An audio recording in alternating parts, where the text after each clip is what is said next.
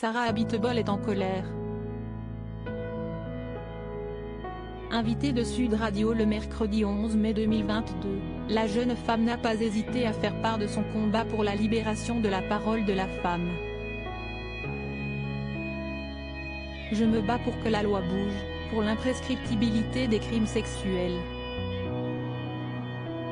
On ne peut pas en rester là. Quand on a ou est victime, deux victimes et plusieurs d'un même agresseur, à un moment donné les lois protègent les agresseurs et les criminels pas, les victimes. Si est là-dessus qu'il faut travailler et j'appelle le gouvernement pour l'introduction de l'amnésie traumatique dans la loi, a-t-elle déclaré sur les ondes. Sarah Abitbol sur l'affaire PPDA, il faut arrêter le massacre. Elle qui a été victime de viol a ensuite confié qu'elle avait longtemps oublié son propre traumatisme. Le cerveau se protège des faits qui sont graves. Et un jour ça ressort, a ajouté la patineuse.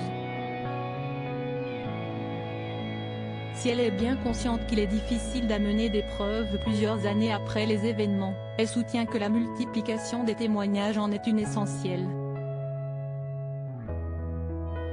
À un moment donné faut arrêter le massacre, a déclaré Sarah Abitbol. Ensuite interrogée sur l'affaire Patrick Poivre d'Arvor dont est mis en cause TF1, elle n'a pas hésité à donner son avis sur la fédération.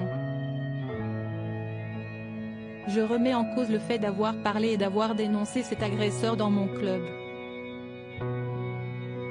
À chaque fois je suis retombée dans le silence parce que je n'étais pas écoutée. C'était facile de le convoquer et de le mettre de côté. Si est dramatique l'omerta qu'on a pu vivre. A-t-elle conclu. Pour rappel, Sarah Abitbol accuse son entraîneur d'avoir abusé d'elle à ses 15 ans. Si est en janvier 2020 que le scandale a éclaté après la publication d'un entretien dans l'OP.